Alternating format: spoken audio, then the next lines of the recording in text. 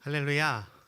네, 오늘 함께 나눌 말씀은 마태복음 19장 25절부터 30절 말씀, 가정과 교회라는 주제를 가지고 말씀을 나누려고 합니다. 우리 한 절씩 교독하시고 30절은 같이 합독하도록 하시겠습니다. 제가 먼저 25절 읽겠습니다. 제자들이 듣고 몹시 놀라 이르되 그렇다면 누가 구원을 얻을 수 있으리이까?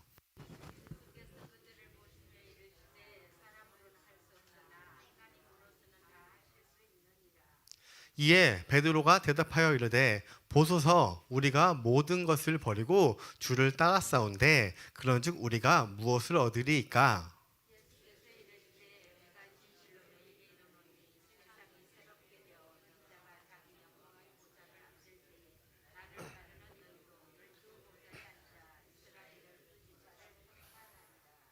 또 내 이름을 위하여 집이나 형제나 자매나 부모나 자식이나 전토를 벌인 자마다 여러 배를 받고 또 영생을 상속하리라. 그러나 먼저 된 자로서 나중되고 나중된 자로서 먼저 될 자가 많으니라. 아멘. 할렐루야. 이것은 하나님의 말씀입니다. 오늘 말씀을 통해서 우리에게 주신 은혜가 가득하기를 소망합니다. 제가 말씀을 시작하기 앞서서 퀴즈를 하나 드릴게요. 뭐냐면 하나님께서 이 땅에 직접 만드신 두 가지의 기관이 있습니다. 혹시 무엇인지 아시나요? 네, 너무도 지금 나와 있죠 앞에. 두 가지인데 하나는 가정이고 두 번째는 교회예요. 하나님께서 직접 이 땅에 만드신 기관은 이 가정과 교회 두 개밖에 없습니다.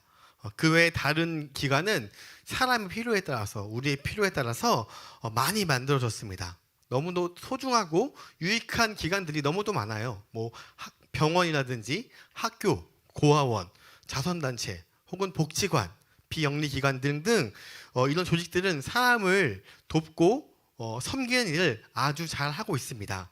그러나 하나님께서 직접 참여하시고 디자인하신 기관은 바로 이 가정과 교회밖에 없다는 것을 기억해야 합니다. 네, 사실 물어보고 싶은 건 이것이 아니고요. 이 다음인데요. 제가 진짜로 물어보고 싶었던 것은 그러면 하나님께서 이 가정과 교회를 만드셨는데 그러면 어떤 것이 더 하나님은 소중히 여기실까요? 가정? 어떻게 생각하세요? 어떤 걸 더 소중히 여기실까요? 하나를 선택해야 한다면? 사실 이 질문에는 당연히 함정이 있어요. 함정이.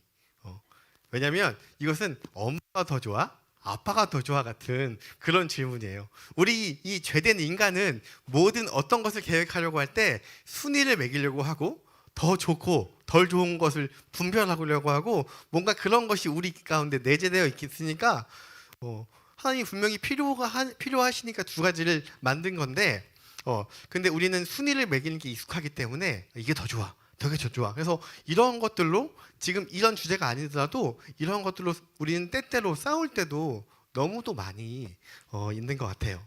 그런데 제가 아무런 이유 없이 이 질문을 드린 것이 아니에요. 왜냐하면 이 가정과 교회 하나님께서 만드신 그 목적과 이 관계를 잘 모르고 헷갈려 하거나 혹은 오해를 하는 사람들이 너무도 많이 있기 때문에 제가 한 번 더 이것에 대해서 말씀을 드린 것입니다. 심지어 성경 구절에서도 많은 이 오해를 생기게 하는 구절들이 곳곳에 숨어 있어요. 오늘 본문의 결과를 먼저 정리하면 하나님께서 가정과 교회를 만드신 목적은 바로 이것입니다. 앞에 보이시죠? 하나님께서 직접 만드신 디자인하신 가장 원형적이고 본질적인 모습으로 가정을 우리에게 주셨어요. 다시 한번 말씀드릴게요. 가장 원형적이고 본질적인 모습. 그러니까 하나님께서 이 가정을 만들고 아담과 하와를 만들고 이 땅을 다스리고 생육하고 번성하라고 했잖아요. 그래서 그 가장 그 본질적인 모습으로 그 가정을 주셨고요. 그리고 그 원형의 모습을 우리가 살고 있는 이 죄 가운데의 세상에서 회복하고 확장시키시기 위해서 한마디로 우리가 이 하나님의 원형의 모습을 추구하고 나아가지만 사실 힘들잖아요. 많이 싸우기도 하고 세상 가운데 이런 것들을 회복하고 확장시키기 위해서 우리에게 교회를 주셨습니다. 하나님이 이 가정과 교회를 만드신 이유가 바로 이것이에요. 이것을 반드시 기억해야 하는 것이에요.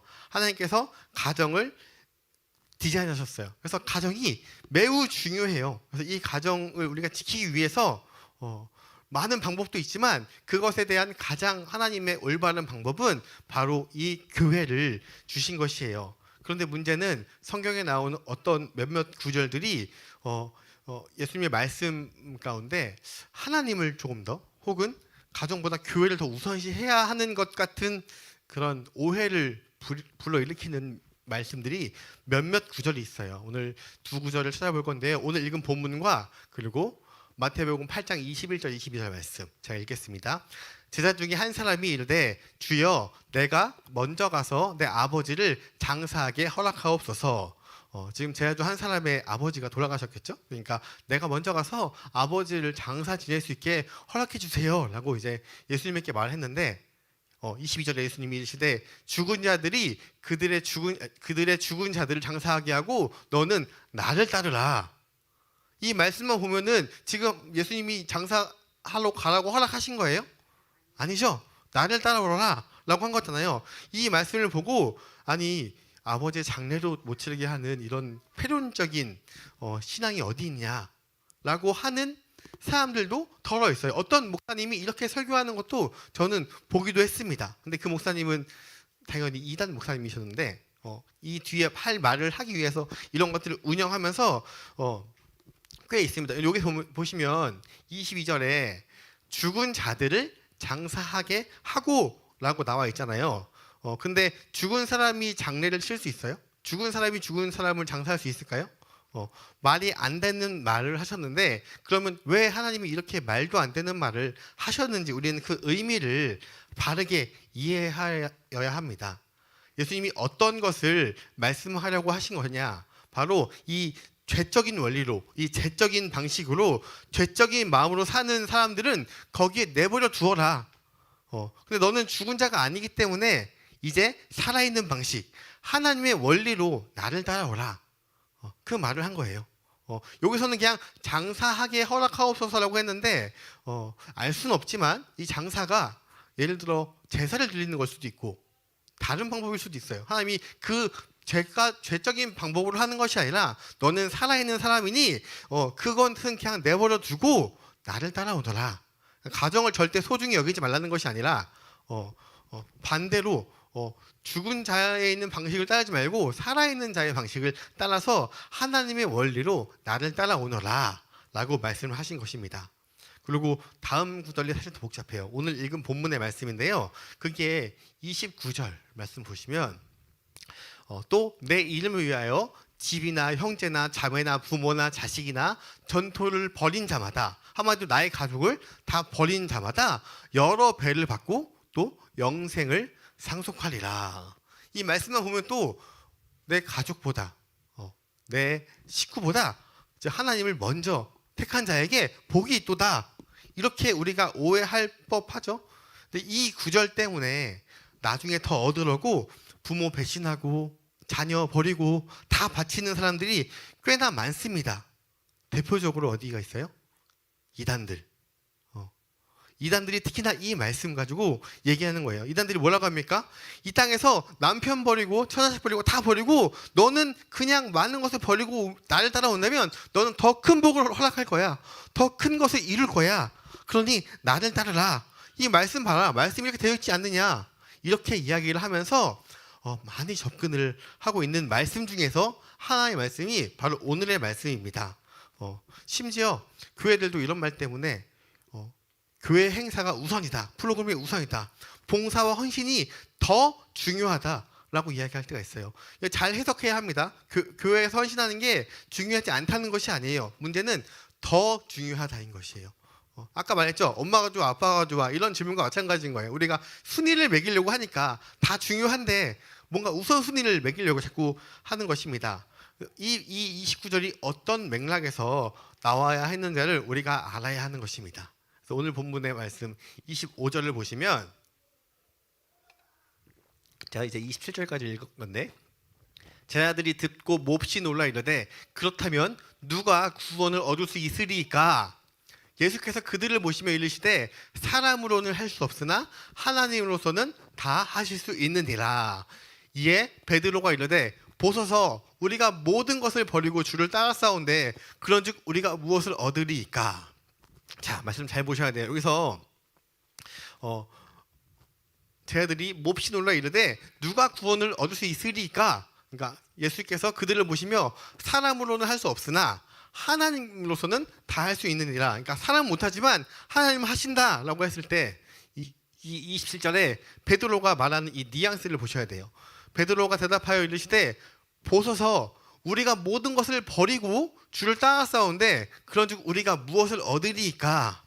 이 말씀 보실 때 베드로가 의기양양하게 한 것 같아요. 이 말씀은 뭘 얘기하냐면 지금 하나님께 약간 원망 혹은 회의감 혹은 뭔가 막 심란한 상태로 이것을 이야기하는 것이에요. 이 본문 바로 앞절에 어떠한 이야기가 있냐면 바로 그 부자 청년이 나와요. 부자 청년.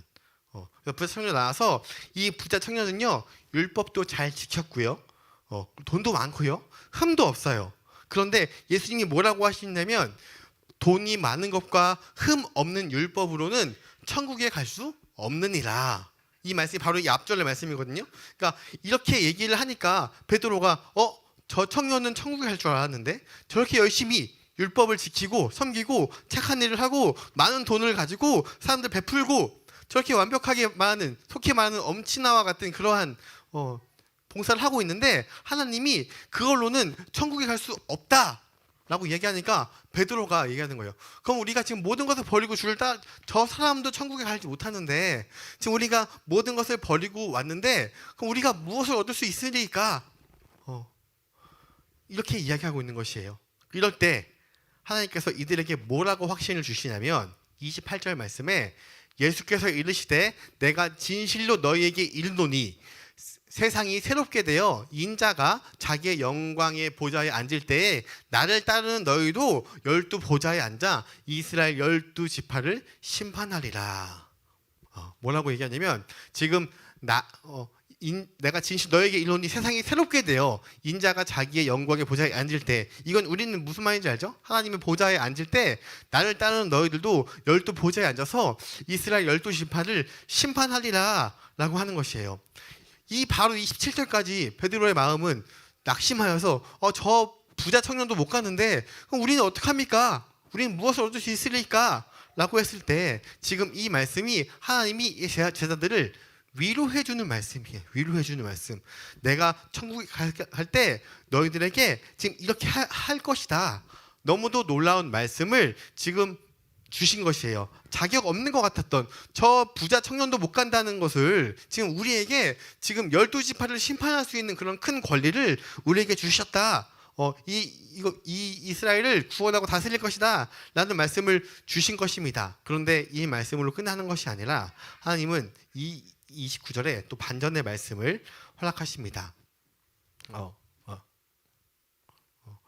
또 내 이름을 위하여 집이나 형제나 자매나 부모나 자식이나 전토를 벌인 자마다 여기까지 얘기했을 때 지금 베드로가 어떻게 생각했어요? 베드로가 아까 뭐라고 했어요? 20절에 내가 모든 것을 버리고 주님을 따라 싸운데, 그러니까 지금 이 말이 딱 들었을 때 내 얘기구나 라고 아마 생각했을 거예요. 그러면서 베드로가 나한테 하는 말이야? 하면서 그 다음에 여러 배를 받고 또 영생을 상속하리라. 근데 사실 이 예수님께서는 지금 뭘 가르치시려고 하냐면 지금 행위나 노력이나 공덕이 아닌 하나님의 은혜로, 주님의 자비하심으로, 주님의 사랑으로 인해서 우리에게 선물로 주어주는 것이 바로 구원이다, 영생이다 라는 것을 지금 가르쳐주고 있는 것이에요. 왜냐하면 그 부자 청년이 율법도 잘 지키고 선한 일을 하고 남들에게 나름 베푸면서 살아왔는데도 그것으로는 천국에 갈 수 없다고 했는데 근데 하나님이 지금 이 모든 것을 버리고 왔다는, 사실 베드로가 다 버리고 온 것은 아니에요. 직업을 물론 지금 고기 잡는 어부였다가 왔지만 근데 이거 얘기했을 때 아마 베드로는 이 구도 속에서 이 구절을 봤을 때 이렇게 생각했을 거예요. 나는 가진 것도 없고 율법도 잘 못 지켰지만 그래도 예수님 모든 것을 포기하고 주님을 따랐잖아요 라고 이야기하는 것이에요. 이 말씀을 들었을 때 베드로는 내가 정말 큰 자리를 차지하겠구나. 내가 하나님 앞에서 뭔가 한몫하겠구나. 나는 그래도 예수님을 위해서 지금 가진 건 없지만 이것은 포기했어. 예수님을 위해서 내가 지금 내 직업도 포기하고 예수님 따랐어. 그런데 이 자기 의로는 구원을 받을 수 없다는 것을 이야기하고 있는 것이에요. 부자 청년의 예를 들고 그리고 그 후에 이 말을 통해서 하는 것이에요. 제 아들이 실제로 자매나 형제나 부모를 버린 것이 아닙니다. 예수님이 하신 말씀도 우리가 생각해 봐야 할 게 있는 것이에요. 그리고 이제 오늘 본문 말씀 30절에 다 하나님께서 너희들에게 이런 큰 복을 줄 거야. 자녀 버리고 부모 버리고 오면 이렇게 큰 복을 줄 거야 라고 하면서 이 30절 첫 번째 구절에 뭐라고 되어 있어요? 그러나 먼저 된 자로서 나중되고 나중된 자로서 먼저 될 자가 많으니라. 이 앞서 하신 말씀, 이 영광의 보좌에 앉을 때 함께 하신다고 한 그 말씀은 이 부자 청년들을 이 구원이 못 받는다고 했을 때 풀이 죽은 그 제 아들을 길을 살려주는 그런 말을 했던 것이에요. 근데 이 마지막 구절은 너희가 무엇을 포기한다고 해서 무엇을 더 얻고 조건적으로 주는 구원이 아니라 하나님의 은혜가 너희를 구원해 주신다는 것을 지금 설명해 주고 있는 것입니다. 제가 무엇을 이야기하려고 하냐면 다 버리고 예수님을 따라온다고 하나님이 더 큰 것을 준다는 것이 아니에요.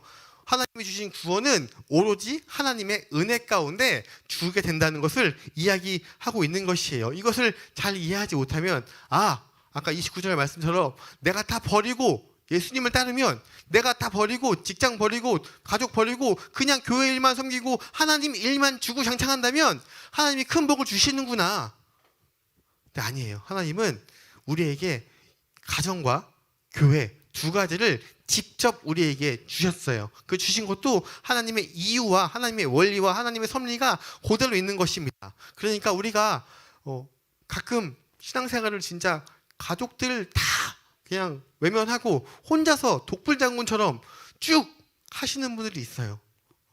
그런 분들도 너무 귀하지만 너무 안타까운 것은 하나님의 섭리를 잘못 해석해서 가족을 너무 등한시하고 너무도 외면하는 경우가 너무도 많습니다. 그래서 우리가 지금 5월 달은 가정의 주일이잖아요. 그러니까 이 가정의 주일날 조금 더 가족들을 챙기고 하나님께서 주신 그 본질을 우리가 알아야 하는 것입니다. 하나님께서 이렇게 원형적으로 만드신 이 가정과 교회의 모습을 잘 이해하지 못하면 그런 우리들로 인해서 그런 부모들로 인해서 방황하고 교회를 다니지 않고 혹은 잘못 나아가는 다음 세대 아이들이 너무도 많은 것이에요. 가끔 제가 뭐 상담을 그렇게 많이 하진 않지만 가끔 청년 상담, 청소년 상담을 하다 보면은 이런 경우가 있어요. 자기 엄마 아빠는 너무 예수를 잘 믿는데 예수밖에 몰라. 그러니까 나는 너무 소외되고 사랑도 못 느껴서 나는 안 다닐래요 라고 하는 사람들이 존재해요. 그런 것은 바로 부모님이 가정이 얼마나 소중한지를 물론 소중한 건 알죠. 근데 하나님이 어떠한 계획과 섭리를 통해서 우리에게 가정을 주셨는지를 잘 모를 때에 이렇게 다음 세대까지 못 가는 경우가 굉장히 많습니다. 자기 정체성을 모르는 아이들 혹은 인정받고 싶어서 내 삶을 귀하게 여길 줄 모르는 그러한 청년들이 너무도 많아요. 어떤 일을 할 때 나의 목적이 무엇인지, 하나님의 목적이 무엇인지, 하나님이 어떠한 목적으로 나를 만들고 나를 구원하고 나를 사용하시려는지, 그 사용하는 것 가운데 가정은 무엇이고 그리고 교회는 무엇인지 그런 걸 몰라서 그냥 교회도 모르고 가정도 모르고 나와 하나님 1대1만 그냥 나는 섬기고 살아갈래요. 나는 교회도 지겹고 가정도 지겹고 그냥 하나님과 1대1로 나는 신앙을 챙길래요 라고 하는 청년들이 너무도 많아요. 지금 우리가 교회에 청년들이 많이 없다고 하잖아요, 통계적으로. 그런데 교회를 다니지 않는 그리스도인들이 지금 통계적으로 교회를 다니는 그리스도인들과 숫자가 비슷해진다고 해요. 그만큼 통계적으로 교회나 혹은 가정과 따라서 나와 1대1의 관계에 하나님을 믿고 나아가는 경우가 많은데 그것도 사실 귀하긴 귀한 건데 하나님께서 만드신 그 목적과 그리고 이 땅 가운데 하나님께서 그 청년들을 통해서 이뤄나가실 그 놀라운 그 계획을 함께 하지 못하고 그냥 나아가는 경우가 너무도 많습니다. 심지어 중장년이 되어도 우리가 인생의 진정한 목적을 모른 채, 우리의 인생의 진정한 목적은 뭐예요? 내가 하고 싶은 것이 아니라 하나님이 나를 통해서 계획하신 일, 우리 마지막에 찬양한 것, 주님 우리를 통해 계획하신 일, 우리 하나님을 찬양하게 하시고 하나님을 전파하게 하고 하는 그 계획들을 모르고 나아갈 때가 너무도 많습니다. 근데 오늘 우리가 성경 말씀 두 구절이지만 두 개의 말씀을 통해서 우리가 성경에 대한 오해를 풀어서 이제는 가정과 교회를 잘 버무려서 나아가야 하는데, 네, 현실은 사실 쉽지 않죠. 이게 안다고 해서 우리가 잘 되어지기 힘든 부분들인 것입니다.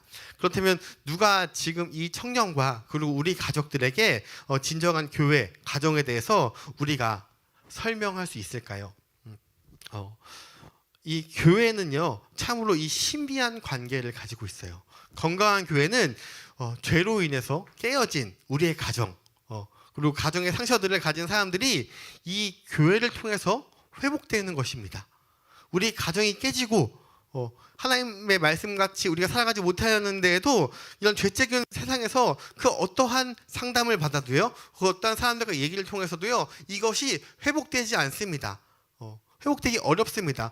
이 땅에서 말하는 상담은 진짜 그 사람과의 관계 어떻게 좀 더 이해하고 조금 더 우리가 품고 이런 것을 이야기하지, 하나님의 본질적인 것을 우리가 알려지지 않아요. 근데 이 죄적인 이 세상에서 참된 가정을 알지 못했던 사람들이 이 교회 공동체를 통해서 교회에서 하나님의 말씀을 받고 나아가, 이 사람은 이렇게 믿어서 하나님이 이렇게 축복해 주셨구나, 이런 것들을 우리가 말씀으로 나누면서 하나님께서 디자인하신, 하나님께서 만드신 진정한 가정의 의미, 그 아름다움을 경험하게 되는 것이에요. 우리가 이 육신의 부모가 하나님의 원리와 가치를 다 가르쳐주지 못해요. 그거는 절대 불가능해요. 왜냐하면 우리는 하나님이 아니니까.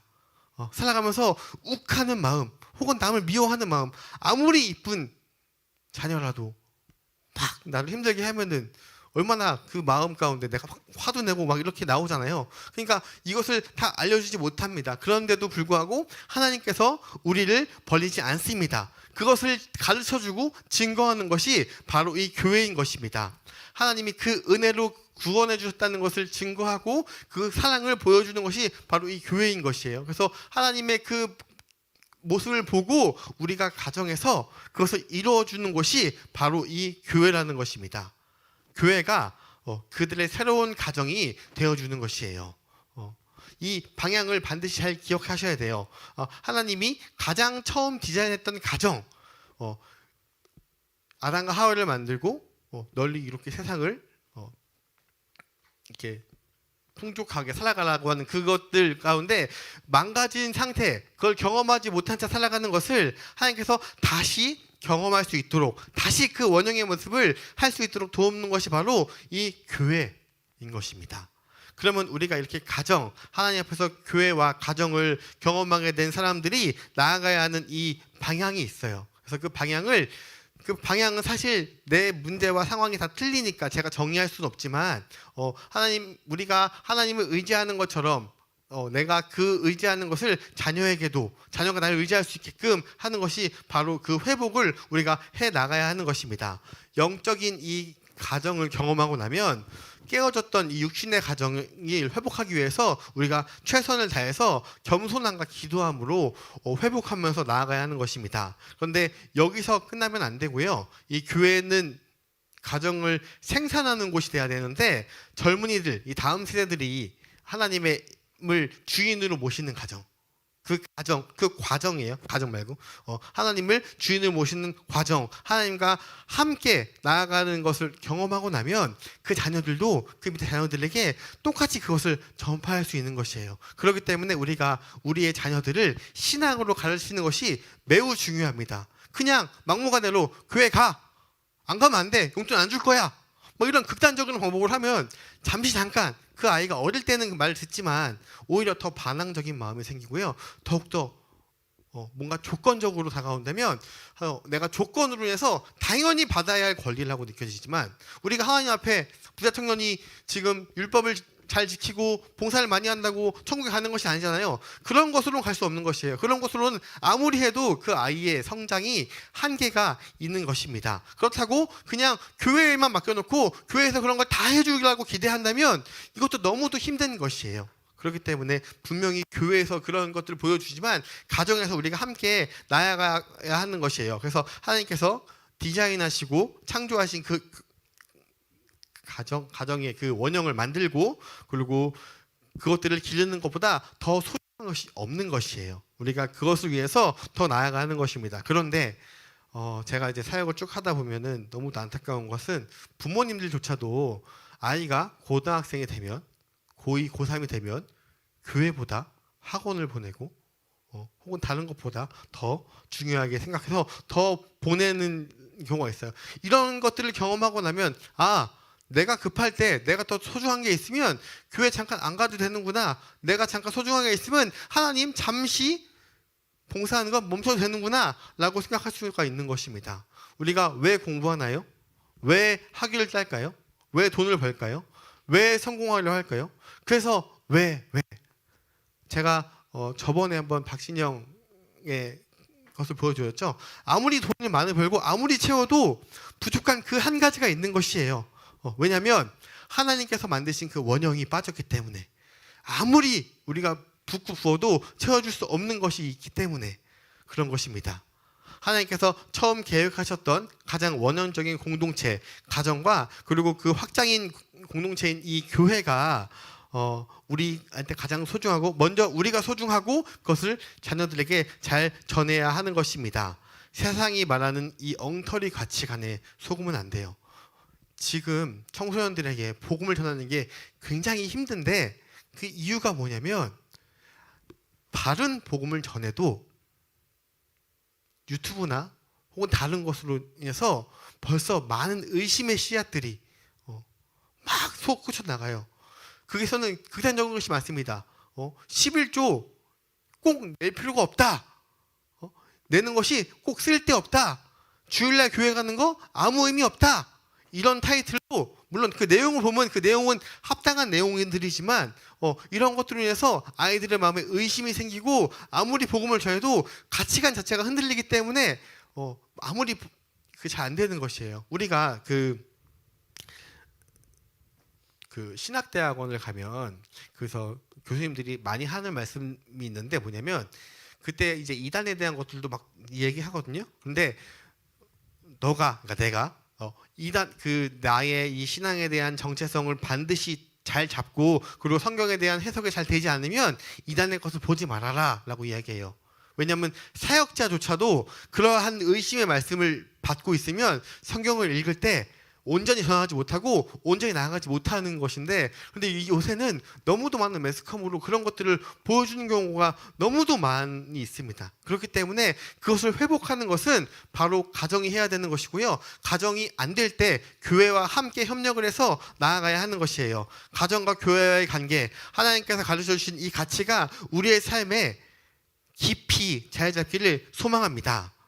제가 이 교회 사역할 때 어떠한 일이 있었냐면 이제 그 안수 집사님과 권사님 되게 열심히 다니시는 분들이 계셨는데 그분들이 가끔 한 번씩 두 분 다 교회를 안 나올 때가 있어요. 근데 어디 놀러 가신 것도 아니에요. 그래서 나중에 선생님 왜 안 나오셨어요? 라고 하면 뭐라고 하는지 아세요? 오는 길에 부부싸움을 했대요. 오는 길에 부부싸움을 하면 그것이 교회까지 못 오는 일까지 발생해요. 그분 사시는 곳은 안산이셨고 저희 교회는 서울 강서구니까 차로 한 1시간 정도 와야 되거든요. 근데 오는 길에 부부싸움을 하면 오다가도 돌아가는 것이 신앙인 것입니다. 그래서 그분의 자녀가 저보다 2살 많은 형이었는데 그땐 제가 막 이제 처음 전도사가 된 거기 때문에 그 형이 그냥 형이었어요. 그래서 그 형이 교회를 잘 나오다가 어느 날 교회를 잘 안 나오는 거예요. 그래서 형 왜 교회 안 나와요? 라고 하니까 하는 말이 교회 아무리 나가도 싸우면 교회 안 나오는데 못하러 나오냐. 저한테 그렇게 얘기를 해요. 근데 그 형이 정말 열심히 나왔었거든요. 저랑 같이 저 초등학교 6학년 때부터 그 형이 중2 때부터 쭉 10년 이상을 다녔는데도 불구하고 그 여파가 20살 넘어서도 오는 것입니다. 그렇기 때문에 우리의 가정에서 그러한 모습들을 보여줄 때 그것이 안 좋은 영향, 자녀들에게 안 좋은 영향까지 가는 것입니다. 그래서 그분들에 대한 해결책이 나오는데 혹시 뭔지 아실까요? 그게 그 회복으로 됐으면 참 좋을 텐데 회복이 안 돼서 그 권사님이 차를 한 대 더 사셨어요. 그래서 둘이 따로 차를 타고 와요. 안산에서 1시간 동안 와야 되는데 둘이 아예 차를 따로 출발해서, 근데 싸우는 것도 정말 사소한 것들, 좀 빨리 좀 준비해, 지금 가야 되는데 예배 늦었어, 막 이런 사소한 것들 싸워서 결국 못 오는 이러한 사건까지 이렇게 발생하는 것입니다. 그런데 저는 그렇게라도 교회를 와서 예배를 드리고 이런 얘기를 통해서 그 가정이, 그때는 싸움의 가정으로 왔지만 이 모임을 통해서 같이 이야기를 하고 옳은 방향으로 나아갔을 때 그 가정이 회복되는 모습들을 봤고요. 그리고 나중에는 차를 결국 한 대를 팔고 같이 타고 와도 아무런 이상이 없는 그때까지 제가 보고 이 교회로 이제 부임을 하고 오게 됐습니다. 그래서 이러한 가정, 만약에 그게 교회가 아니었다면 회복이 안 됐을 수도 있어요. 교회에서 그런 것들을 나누고, 아마 이게 세상에서 나누면 평가를 통해서 너가 잘했네, 너가 잘했네, 너가 잘못했네, 이런 것들 때문에 더 크게 싸우지만 이것이 교회에서 나눠지니까 그런 부분들이 회복의 자리가 되고 그런 부분들이 더 화목이 온전하게 되는 자리가 되는 것이에요. 그렇기 때문에 그런 것을 하기 위하여서 우리가 교회라는 공동체가 있고 그것을 통해서 더 원형의 모습들을 지켜나가는 것입니다. 그러한 풍성한 삶을 살기를 주님의 이름으로 소망합니다. 비록 우리가 이 육신으로는 이 참된 아버지, 가정사는 다 틀리니까 아버지, 어머니를 잘 못 만났을 수도 있어요. 어떤 사람들은 연예인들 보면 그런 얘기들이 많이 있더라고요. 근데 혹 그런 걸 경험해보지 못했더라도 하나님께서 교회에서 회복해 주실 거고 교회를 통해서 그런 것을 보여주실 것입니다. 아무리 내가 많은 것을 가졌어도, 아무리 내가 모든 것을 가졌어도 그날 부부싸움을 하면요, 하루 종일 기분이 안 좋고 하루 종일 힘든 것이지만, 근데 내가 아무것도 가지지 않았어도 가정이 회복하고 그리고 교회가, 공동체가 나를 응원해주고 있으면 그 사람은 힘을 얻고 나아갈 수 있는 것입니다.